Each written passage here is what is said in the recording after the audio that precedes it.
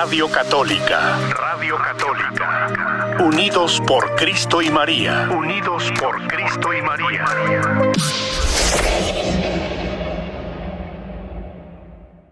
Vamos a dar inicio entonces y pues gracias por estar ahí todos ustedes acompañándonos, y al Padre también le damos las gracias y le damos la bienvenida. Mi querida Juanita, sí, me da gusto saludarte, y además nos pusimos de acuerdo con el tono, nada más que yo traigo una camisa de veme de a fuerzas y lastímame la pupila. Es para que no me atropellen, ¿ok? Mire. Bueno. Mire qué bonito color trae ahora en su camisa. Así es para que no me atropellen. Así que con esta... Fíjate que cuando llevaba grupos, ya no. Cuando llevaba grupos a Europa o Tierra Santa o demás, los uniformaba a todos con una playera, una camisa, una sudadera, color así chillante, para localizarlos entre las multitudes, decir, ay, ahí va uno de mi grupo, vente para acá, canijo. O sea, para tener un poquito más de control. Y ahora mis muchachos de confirmación también los he uniformado para los eventos, y todos van todos uniformados.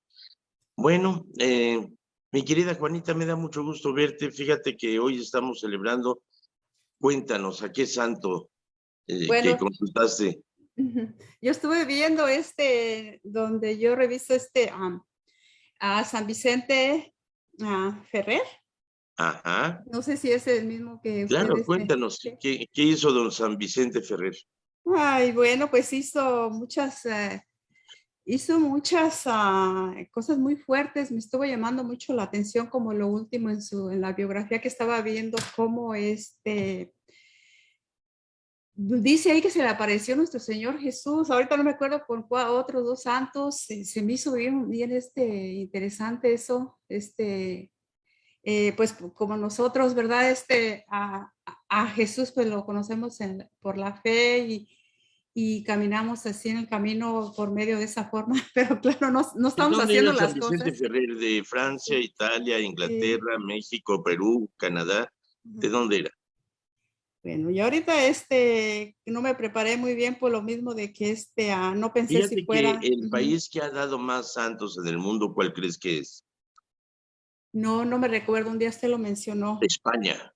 España, sí. Así es, San Vicente Ferrer nació en Valencia en el año de 1350, ingresó a la orden de los dominicos y tenía una forma de hablar tan clara y tan sencilla que logró convertir a muchos musulmanes. Muchísimos, estaba viendo miles y miles, y otra de las cosas, dice que cuando él predicaba, eran lugares abiertos de muchísima gente, y otra de las cosas, tenía una voz muy fuerte, muy convincente, pero muy fuerte, que se escuchaba pues también a través, ¿verdad?, de cuadras, algo así, lejos. ¿Sí? Ajá.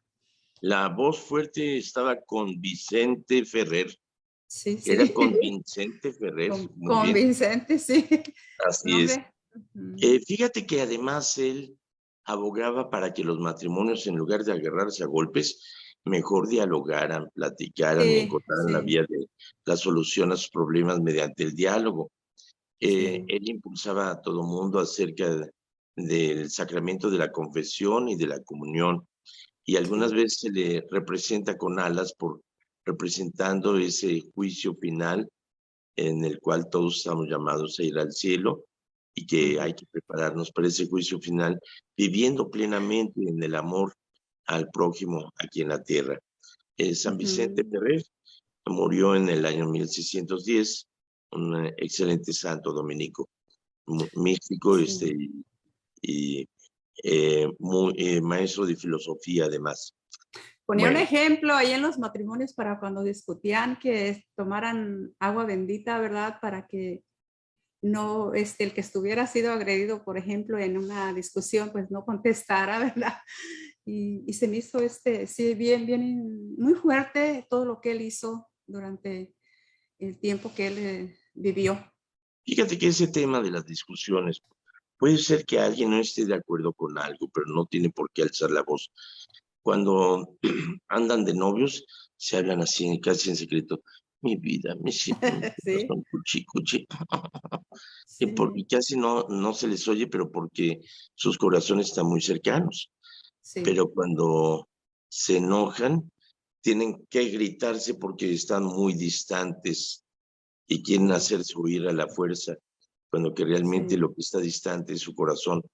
Entonces, no hay por qué gritar ni ofenderse, cuando tranquilamente pueden decirse, mi vida, esto que hiciste me ofendió mucho. Espero que esta haya sido la única y última vez que sucede eso. Me ofende Ujú. mucho, así que por favor, esto no lo voy a tolerar. Sí.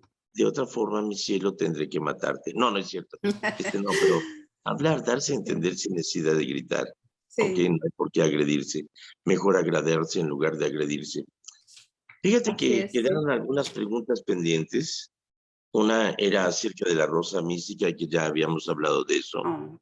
La rosa mística, que fue una supuesta aparición que tuvo eh, una enfermera italiana, Pierina Gili, y que en 1947 que se le manifestó a la Virgen bajo el nombre de la Rosa Mística. El nombre de la Rosa Mística está incluido dentro de la letanía.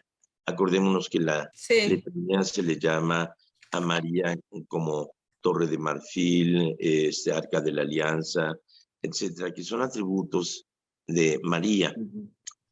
Sin embargo, ella se entrevistó con el Papa Pío II en Castel Gandolfo y después de muchos estudios de las supuestas revelaciones a Pierina Gili, pues resulta que ninguna revelación coincide con la tradición de la Iglesia, con la fe de la Iglesia, la doctrina de la Iglesia y con las Sagradas Escrituras.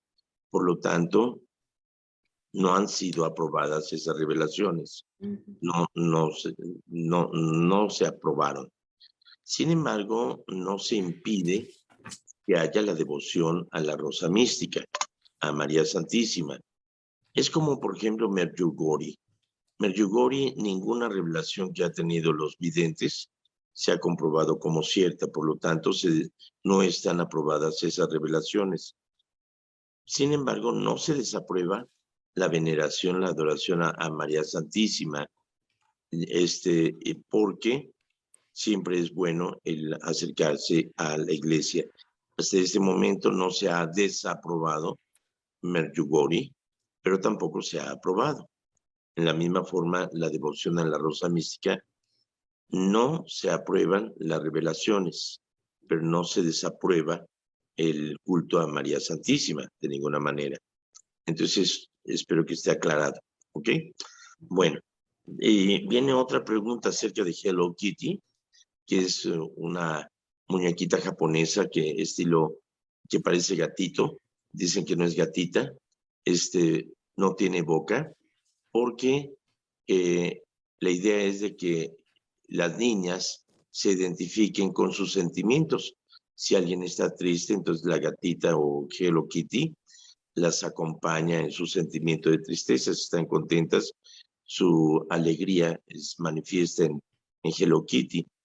Hello Kitty supuestamente es una niña nacida en Inglaterra y que es una estudiante de tercer grado permanentemente. Se identifica precisamente con las niñas. La autora es Yuko Shimizu, que la hizo en 1974 y llegó a Estados Unidos en 1976. Ha tenido una gran difusión en todo el mundo, incluso hay parques temáticos de Hello Kitty.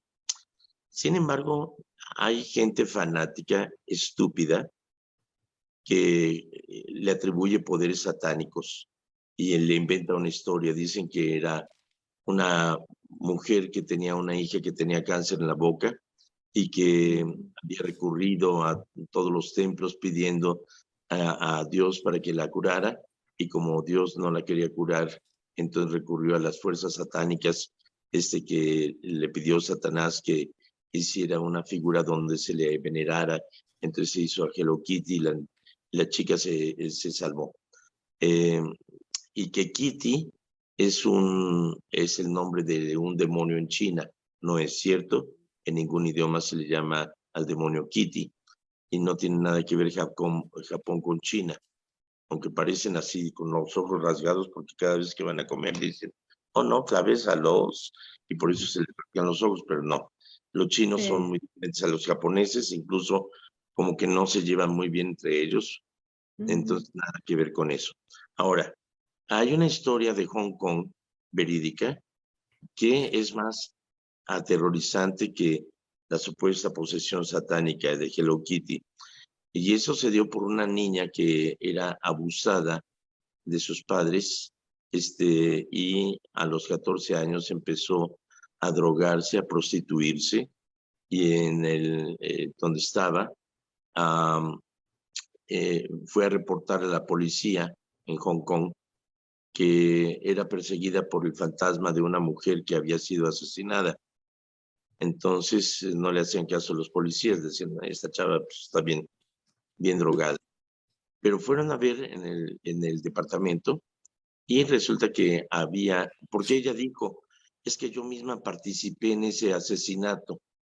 Yo dije, caray, está medio raro eso. Entonces fueron y encontraron una muñeca de Hello Kitty gigantesca que adentro de la cabeza tenía una cabeza cocinada de esa mujer que habían asesinado, pero no tenía que ver nada con el satanismo ni nada. Fue un asesino en serie que lo atraparon y lo metieron a la cárcel, o sea, fue mucho más espeluznante. Se le llamó Los Crímenes de Hello Kitty, pero nada que ver con la autora. Ahora, ¿cuál es la verdadera historia de Hello Kitty? Fue producida por Yuko Shimiru, que nació en 1946, y ella se metió a estudiar en Japón a la Academia de Arte en Japón. Una vez graduada, siendo ella joven, hizo el diseño de Hello Kitty, le inventó una historia que había nacido cerca de Londres y que era una niña que participaba en tercer año permanentemente y que es una compañera y creo que tiene una hermanita también. En fin, ahora, no tenía ninguna hija Yuko Shimizu, porque apenas, cuando creó a Hello Kitty, porque apenas 2 años después, en 1976, se casó y actualmente trabaja como freelance en una compañía haciendo dibujos y diseños. Pero Hello Kitty le proporciona millones de dólares al año por su publicidad. Nada que ver con el demonio, nada que ver con la posesión, pero hay gente fanática que crea sus historias y demás. Cuando estaba en Linwood, California, en la parroquia de San Emilios, me llevaron una muñeca poseída por el demonio que les hacía ruidos y demás. La tuve ahí mucho tiempo en mi cuarto, me la regalaron. Luego se la llevé a mi hermana. Era una muñeca antigua, pero nada que ver con la Anabel, ni nada por el estilo, ni cosas por el estilo de posesiones satánicas, ni nada. Son gente que sus miedos los infunde en alguna imagen o demás y que se crea historias. Por ejemplo, el hecho de ver una sombra inmediatamente te da miedo y dices, ay, es una bestia, un monstruo, un fantasma, en lugar de ir a buscar cuál es el origen de esa sombra o qué es lo que causa eso que te llamó la atención. Entonces, los miedos de la gente limitada y tonta le atribuye poderes satánicos o fantasmales o de muertos y demás. Pero el hecho de que hubiera fantasmas que se andan apareciendo, que hubiera almas en pena, significaría que de nada sirvió el sacrificio de Cristo en la cruz, que fracasó, porque Cristo ha vencido la muerte y la muerte no tiene más dominio sobre nosotros. San Pablo, en la carta a los Efesios, capítulo 19, dice después de esta vida el juicio, es decir, o ¿te vas al infierno porque rechazaste la salvación o te vas al seno de Abraham, a la gloria de Dios, porque aceptaste ese plan de salvación de Dios? No hay almas en pena, no hay fantasmas, no hay espíritus que andan ahí rondando ni nada por el estilo. Así que, por favor, no sean supersticiosos ni crean en leyendas negras, ¿ok?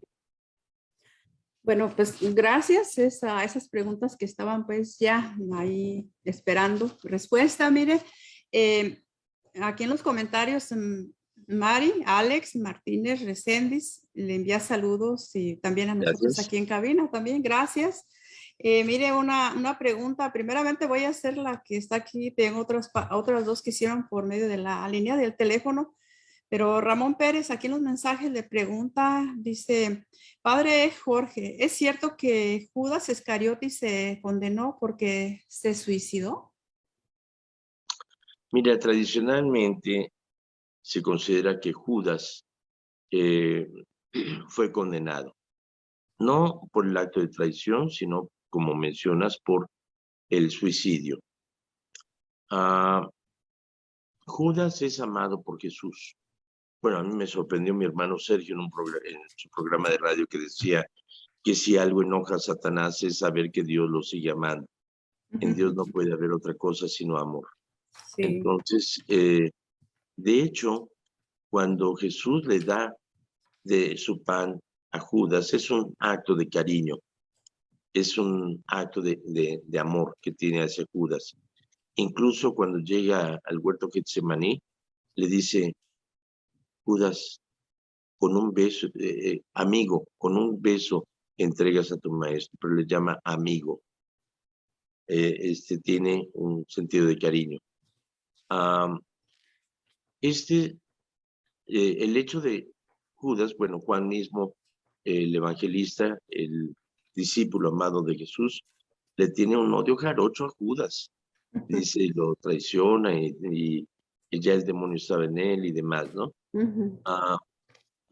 Dante Alighieri, el italiano autor de la Divina Comedia, se le llama Divina Comedia porque tenía un sentido de comedia política en aquel entonces. Para nosotros nos puede parecer muy interesante, muy aburrido, pero no le entendemos el sentido de comedia si es que realmente no estábamos involucrados dentro del ambiente político. Acuérdense que la política pasa de moda, ¿no? Por ejemplo, que el mejor cerrajero, bueno, o sea, hay chistes de Colosio, chistes de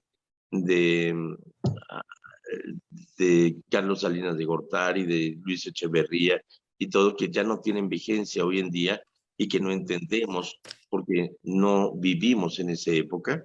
Algunos o las nuevas generaciones no vivieron en esa época y no le entenderían a los chistes políticos de aquella época.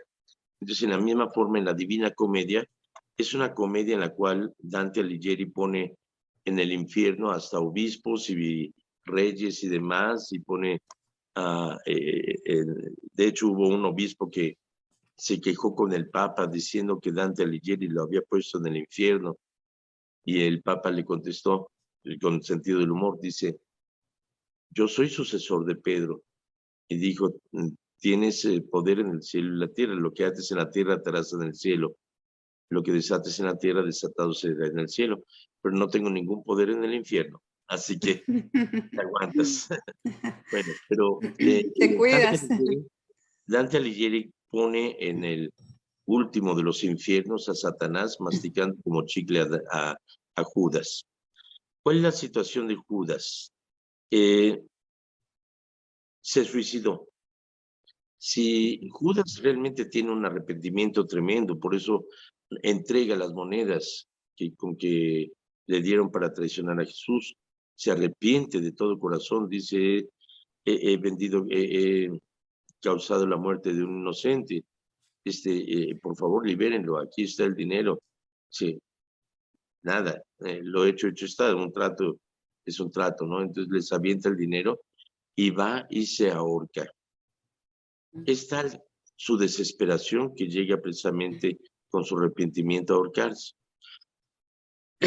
Si Judas hubiera esperado y hubiera entendido el mensaje de Cristo y hubiera confiado y esperado con todo su remordimiento, con todo su dolor, como fue en el caso de Pedro, que lloró en lágrimas amargas cuando se dio cuenta de que negó a Jesús 3 veces, hubiera esperado, quizá Cristo le hubiera dicho: mendigo Judas, qué gacho eres, pero te quiero mucho, ven para acá, y le hubiera dado un abrazo y lo hubiera perdonado, seguramente, como es el caso de que a Simón Pedro le pregunta 3 veces si lo ama, y la primera vez espontáneamente dice: sí, Señor, tú sabes que te amo, pastorea mi rebaño.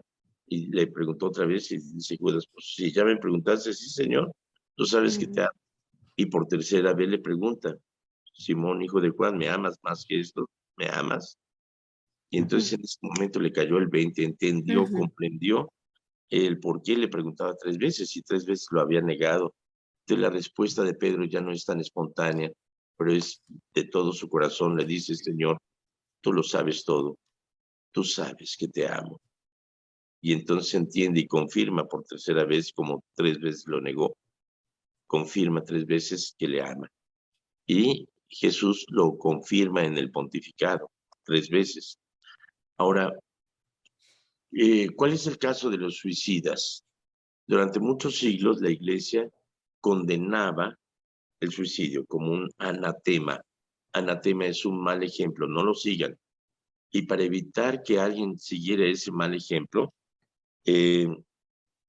no se les enterraba en un campo santo, sino en un cruce de camino sin cruz. Y era un mal ejemplo a seguir. No se celebraba misa por ellos. Se consideraba que estaban condenados. La actitud de la Iglesia actualmente considera que una persona en su sano juicio no va a cometer un acto tan atroz, no se va a suicidar. Quienes llegan a cometer suicidio muchas veces no es porque quieran dejar de vivir, sino más bien porque no soportan la situación. Hay un hombre que siempre me deja con la boca abierta, me causa mucho dolor y me pide dinero. Es mi dentista. Sí, me deja con la boca abierta mientras él está hable y hable. Y me dice: ¿qué opinas de la política o del fútbol y todo eso? Y yo con la boca abierta, ni modo que le conteste, ¿no? Pero, en fin, él me decía que hay un dolor de muelas tan grande que se llama dolor suicida, que incluso hay quienes recurren al suicidio porque no soportan ese dolor tan intenso. Y no es que no quieran vivir, es que no soportan ese dolor. Es como el caso de las Torres Gemelas, que la gente brincaba desde el rascacielos porque no le quedaba otra. Es decir, no es que quisieran morir, pero era el fuego tan intenso que o se achicharraban ahí o saltaban al vacío. Una Entonces, no forma de podían escapar, ¿verdad? Sí, Al fuego. sí, era instintivo, ¿no? Y no es que quisieran morir, es que era o achicharrado o brincar, pero no era buscar el suicidio. Sí. Hay quienes llegan a la muerte por una situación tremenda. Entonces, la Iglesia no condena a nadie, no considera que estén condenados, los consideramos en la misericordia de Dios. Alguien que no está en su sano juicio no es dueño de sus actos y recomendamos, seguimos diciendo, mejor ni lo pienses ni lo intentes, sobre todo cuando se es adolescente. La primera decepción amorosa nos lleva a pensar en la muerte. Yo soy tan mal en las matemáticas que me costaba trabajo pasar los exámenes extraordinarios de matemáticas y era desesperante para mí. Alguna vez pensé en la muerte, pero bendito sea Dios, pasé los exámenes de matemáticas. No fue la gran cosa, no se acabó el mundo y aquí sigo. Pero es decir, vemos el panorama tan cerrado y tan oscuro que pensamos en la muerte. Entonces, realmente, si Judas está condenado o no, eso lo sabremos el día del juicio final por la tarde, porque la mañana vamos a andar muy ocupados. Pero la tradición y los apóstoles consideran que Judas se condenó por no confiar en ese amor de Dios. Pero no lo sabemos. Ya lo veremos cuando venga su tiempo, cuando es el día del juicio final. ¿Ok? Bueno, padre, mire, por aquí tenemos 3 preguntas. Vamos a ir con Delia Tafoya hizo 2 preguntas. La primera, ella llama de la ciudad de Stockton. Dice que ella escuchó aquí en el programa que usted dijo que iba a haber una misa, la misa crismal en la catedral que se hace los jueves.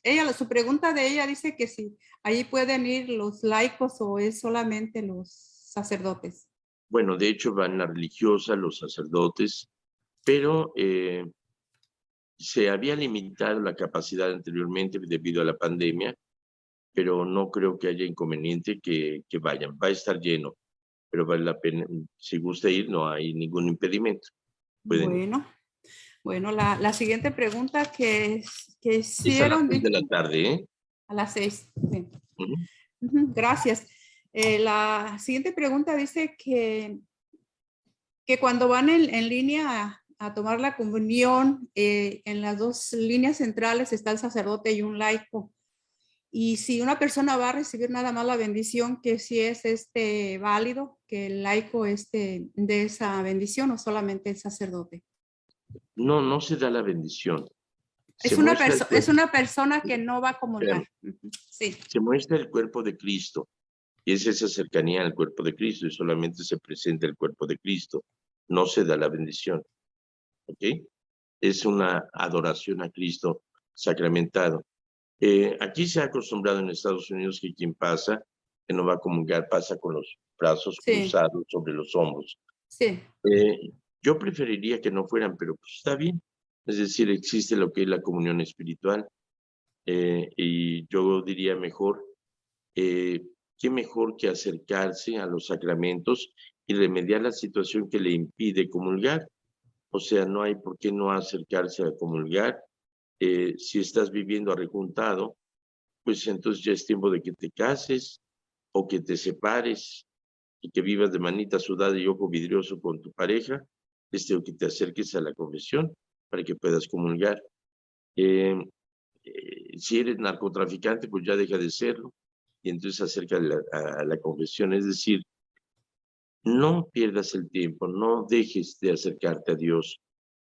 No hay cosa que no se pueda remediar. Así que acércate a un sacerdote, confiesa tus pecados, pide ayuda para enmendar tu situación que te impide comulgar y acércate a la comunión. ¿Ok?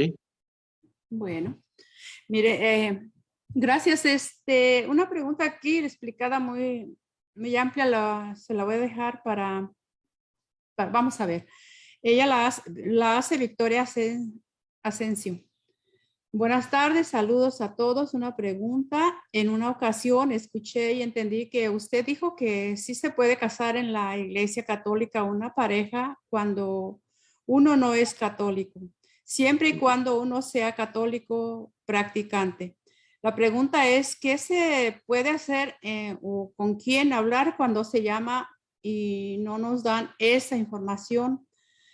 Pertenecemos a la iglesia de Santa María en Stockton. Cuando se llamó a preguntar los procedimientos, la persona que respondió la llamada telefónica dijo que no había forma de que se casaran en la iglesia, al menos que los dos fuesen católicos.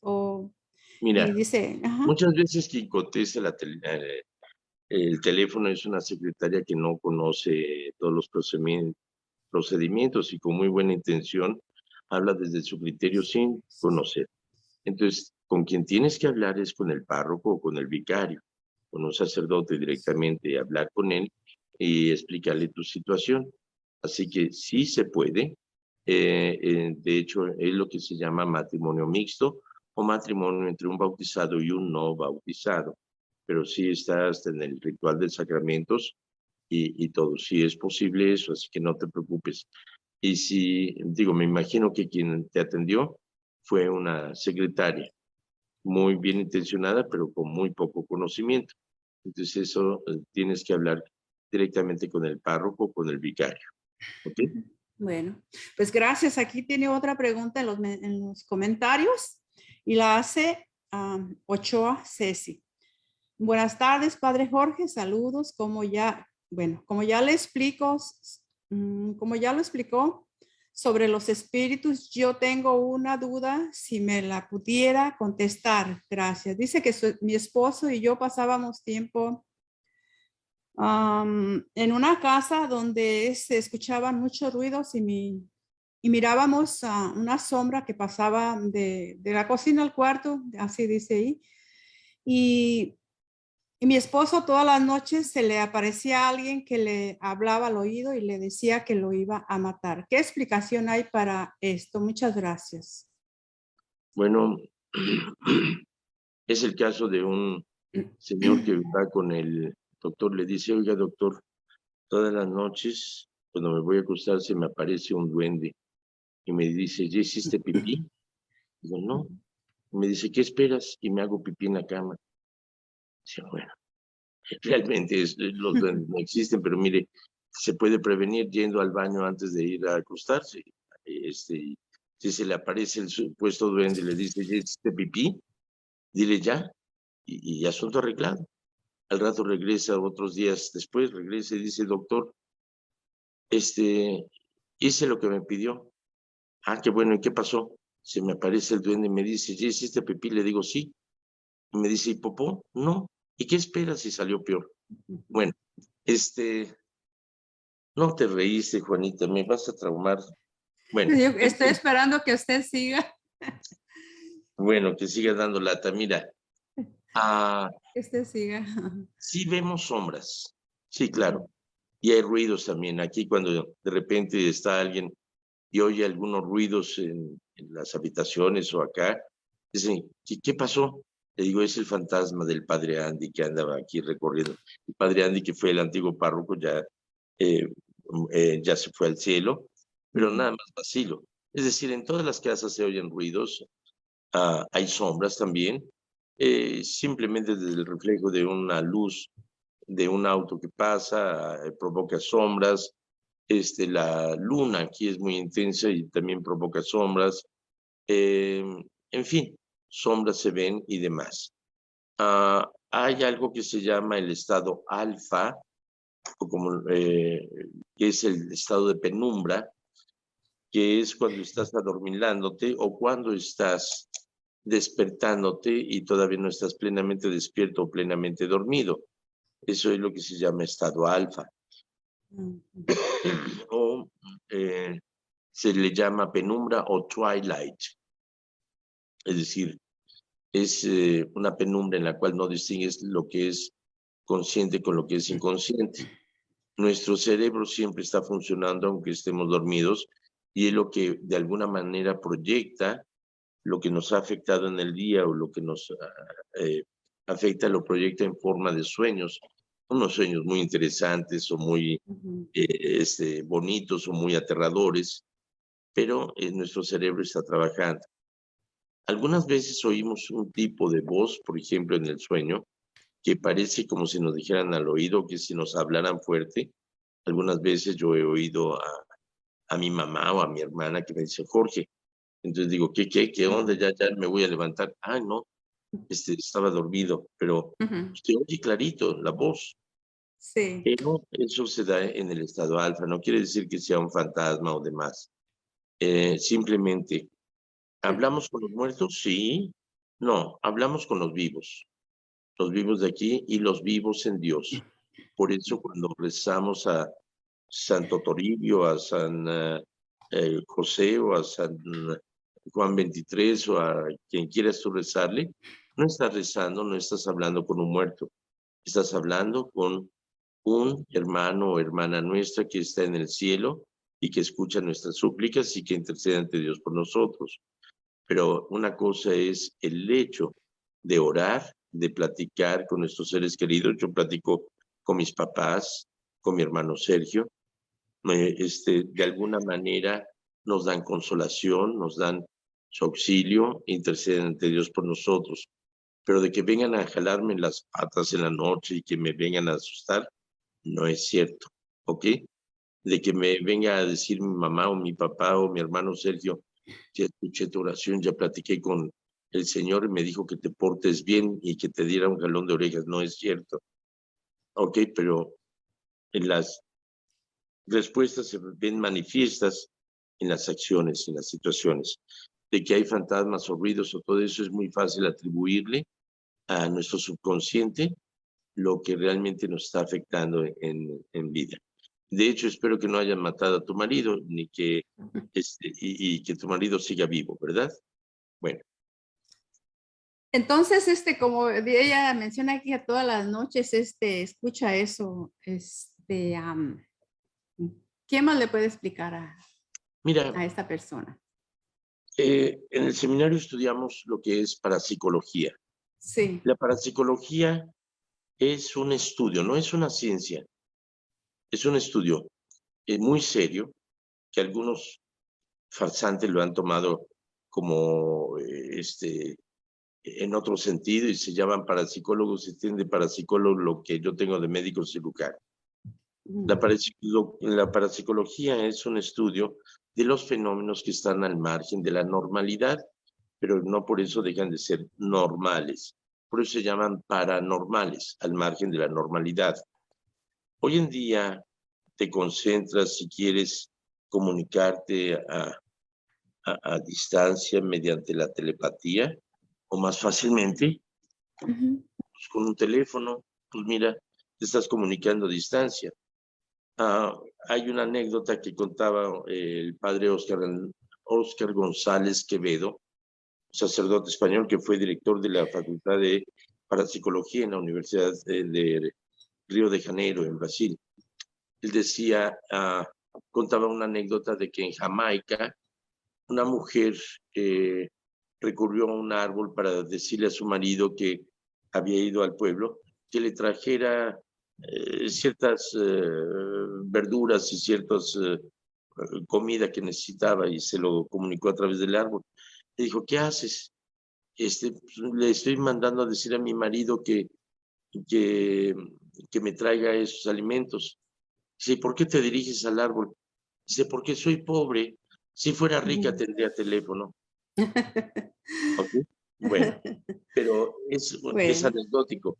De hecho, es cierto, nuestra mente es tremendamente grande. Es decir, Sigmund Freud compara nuestra mente como un témpano de hielo que flota en el mar, o sea, un iceberg. Entonces, lo que vemos en el iceberg es, por ejemplo, una puntita aquí así, pero no nos damos cuenta que abajo del mar está todo el resto del hielo, pero lo único que vemos es una puntita. Bueno, esta puntita se llama el consciente y el resto de lo que está abajo del mar es el subconsciente que no nos damos cuenta, pero es como la computadora que tiene un disco duro donde almacena todo lo que entra ahí, todos los datos, y se van al disco duro.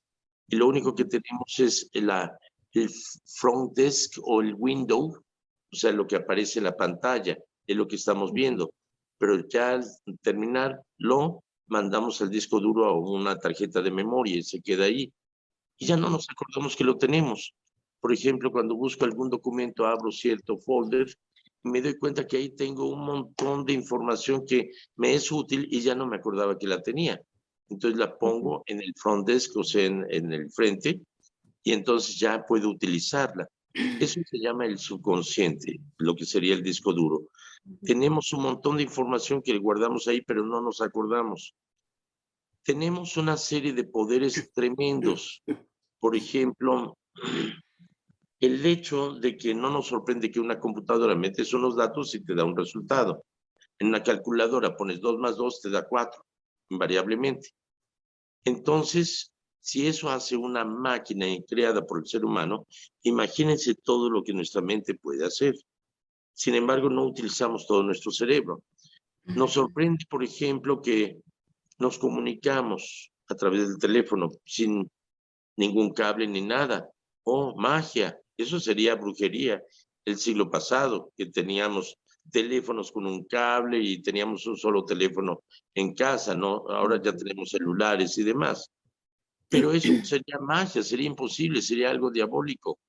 El hecho de que la primera vez que entró un automóvil a Zacatecas, a Tlaltenango, mis papás lo vieron y que alguien expresó, mira, Por primera vez entraba un automóvil. Decían, mira, ahora las mulas van adentro. Ahora los güeyes van adentro en lugar de jalar el carro, ahora iban adentro. Pero era magia, realmente. ¿Cómo era posible de que un automóvil o un carruaje se moviera sin caballos? Entonces, todo eso nos damos cuenta de que hay cosas que ya no nos sorprenden. El control remoto. Puedes cambiar de canal, hacer andar un dron, hacer volar un dron. Puedes abrir y cerrar una puerta sin necesidad de contacto. Eso parecería magia. Nosotros tenemos energía eléctrica, tenemos poder para mover objetos a distancia, se llama telequinesis.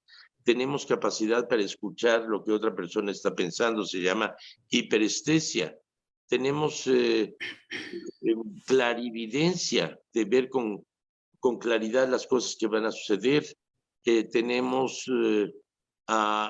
premoniciones, es decir, conocer de antemano algo que va a pasar. Y eso es normal, pero está al margen de la normalidad y eso nos sorprende. Entonces, los fantasmas sí los vemos, sí vemos sombras, sí oímos ruidos, pero muchas veces son provocados por nosotros mismos, por nuestro subconsciente, sobre todo cuando hay adolescentes atormentados, cuando hay personas afectadas por paranoia, cuando hay alguna cosa así, surge un montón de energía que produce eso, pero es producido por nosotros, no porque haya muertos que se nos andan apareciendo. ¿Sí? Muchas gracias, muy importante. Mire, vamos a ver aquí. Lucero Parra le saluda, le dice buenas tardes. También Gloria Rico le dice, padre, gusto en saludarlo, que Dios lo bendiga. Y bueno, aquí esta persona que le hizo esa pregunta le da las gracias. Dice, padre, lo que pasa que una persona nos dijo que lo habían embrujado. Pues muchas gracias, le da aquí por su respuesta. Que todo lo que es la superstición, todo lo que es la magia, todo lo que es los ritos mágicos, son una forma inocente y tonta, primitiva, de querer protegerse y poder dominar al mundo. Es decir, surge los ritos para tener contento y para limitar a lo que le temo. Me asusta la tormenta, entonces voy a crear un rito para que me proteja de la tormenta y voy a crear al dios de la tormenta. Tengo sed, entonces voy a invocar al dios de la lluvia para que venga, y si le bailo y le agrado y todo eso, entonces se va a complacer y me va a dar lluvia. Entonces eso es lo que es el rito, la magia, el hecho de hacer tal cosa, o las estupideces que dicen en la televisión, programas muy populares que invitan a algunos brujos o demás, o algunas esotéricas que te dicen, es que si pones, si usas una camisa rosa mexicano color fuchi o fucha o como sea, vas a erradicar. No es cierto, vístete como te dé tu regalada gana. Es que si pones un billete en tal cosa o que si haces tal rito, no es cierto, no es cierto. Y Dios lo condena desde antiguo, dice, no consulten adivinadores, ni consulten a los muertos, ni hagan adivinaciones, ni usen amuletos. Eso es abominable ante mí, yo lo aborrezco. ¿Por qué? Porque de alguna forma tonta quieres dominar a Dios y al mundo. No, es que este santero es muy bueno y muy rezandero y tiene la Virgen de Guadalupe y a las imágenes de la Santa Muerte y demás. Oye, estás utilizando a los santos a tu servicio. No es Dios, ya hice este conjuro y estás obligado a obedecerme. Eso es una pretensión estúpida y es condenada ante Dios. Una cosa, las pulseritas rojas que están muy de moda para protegerte del mal de ojo, es pecado y no debes de usarlas. ¿Por qué? Porque es brujería. No, pero es que trae la imagen de San Benito, Bodoque o San quien quieras. No, es disfrazarlo por el ojo de venado que antes se usaba. No las uses. Es pecado. Es querer dominar a Dios, es querer dominar las cosas. Por eso esos ritos y todo eso de que te están haciendo brujería y demás. Mira, a mí me han hecho brujerías al por mayor, me han hecho muñecos vudú, me han querido envenenar y todo. Pues hasta ahorita sigo aquí, lo más que me ha pasado es que se cayó mi cabello, pero no creo que sea por brujería, sino por viejo. ¿Ok? Así que no hagas caso a esas tarugadas.